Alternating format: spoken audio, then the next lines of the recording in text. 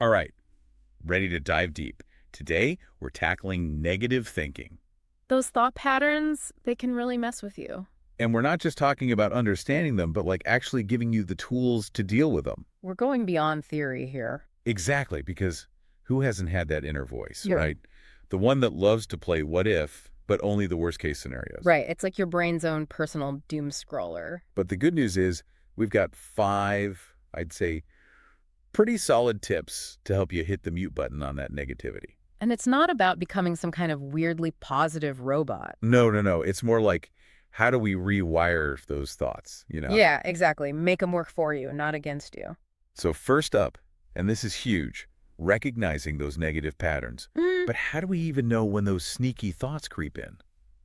They're so automatic sometimes. it's true. I think that's the thing about negative thoughts, right? They become so habitual that we don't even realize they're happening. They just blend right in. Yeah, like background noise almost, until it's, all you can hear. And they're sneaky too, those thoughts. They masquerade as being helpful. Oh, tell me about it. Yeah. Like, oh, I'm just being realistic. I'm just being prepared, Exactly. but really they're holding us back. So how do we catch them red-handed? Awareness. That's the key. All right, awareness, okay. It's like, imagine you're prepping for a big presentation at work, and that inner voice chimes in with, oh, you're going to totally bomb this. Ugh, the worst. Happens every time. Right. Or there's all going to think you're completely incompetent. That's that negative self-talk, and that's what we want to catch. Okay, so it's about hitting the pause button Exactly. before that inner critic goes off on a tangent. Before it writes a whole novel about your failures. Full trilogy, yeah. Exactly. Get ahead of it. And that brings us to step 2, which I think is where things get really interesting. Okay, lay it on me.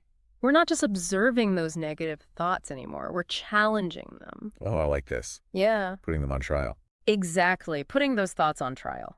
Because are they really based on cold, hard facts, or are they just hanging out with our old pal assumption? I love a good courtroom drama. Right. So let's stick with that presentation example. Is it a fact that you're going to fail? Okay. Or is it just your fear based on maybe like one bad presentation back in high school? Oh, totally. It's like our brains cling to that one bad experience. Yeah, one data point. Yes. It's like, remember that time, you're going to relive that forever. That's the negativity bias. Yeah. But we can retrain it. And this is where positive affirmations come in. Tip number 3. Now I get it. It might sound a little, A little out there. a little woo-woo. A little woo, sure. But stick with me because there's actually some fascinating science backing this up. Okay, I'm intrigued. Tell me more. It's all about how our brains work. Think of your brain like a garden. Okay. Every thought you have, good or bad, it's like planting a seed. Positive affirmations, those are like planting those bright, beautiful flowers. Okay, I like this analogy. You're nurturing them, giving them sunshine and water, and eventually they'll bloom. So instead of, oh, I'm going to mess this up, it's, I am capable. I am prepared. There you go. But I imagine it's got to be more than just saying it, right? Like, I can't just keep repeating it in the mirror and expect magic to happen. You're absolutely right. It's not just about repetition. It's about belief. It's about feeling it in your bones. Okay, so how do we get there? A really powerful technique is actually combining affirmations with sensory experiences. Whoa, interesting. Okay. So you've got your affirmation, right? Yeah. But then you pair it with, let's say, the 5, 4, 3, 2, 1 grounding method. Okay, I've heard of this. Yeah, you find 5 things you can see, 4 things you can touch, 3 things you can hear, 2 things you can smell, and 1 thing you can taste. It's bringing you back to the present moment. Exactly. It brings you into your body, into the here and now, and that makes those affirmations so much more powerful. Oh, that's really interesting. I like that a lot. It's a game changer, that one. Okay, what's next on our list of negativity busters? All right, so tip number 4 is all about shifting gears. Instead of dwelling on the problem, we're going to focus on solutions. Okay, so less woe is me, more, all right, what can we do about this? Exactly. It's about taking control. Imagine for a second you've got this massive to-do list staring you down. Oh, the worst. Just the thought stresses me out. Instead of getting overwhelmed, ask yourself, what's one step I can take right now, today, to make even a tiny dent in this? Yeah, break it down. Exactly. It's like that old saying, how do you eat an elephant? One bite at a time. I like that. Small bites. Small steps lead to big changes. It's so true. It is. And then finally, we've got tip number 5. This one's all about who you surround yourself with. Oh, this is a big one.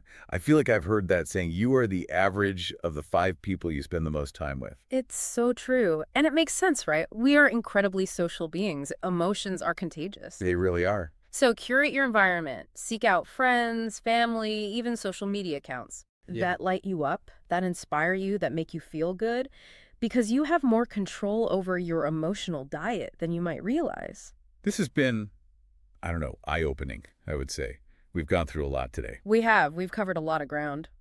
But if there's one thing I'm taking away from this, it's that maybe it's not about erasing every single negative thought. Oh, absolutely not. They're part of the human experience. But maybe, just maybe, it's about changing how we view them. How do we relate to them? What if, instead of fearing them, we look at them as an opportunity for growth? Like, okay, negative thought, what are you trying to teach me here? Ooh, I like that. Flip the script on those negative thoughts. Something to think about. Thanks for diving deep with us today. Absolutely. Always a pleasure.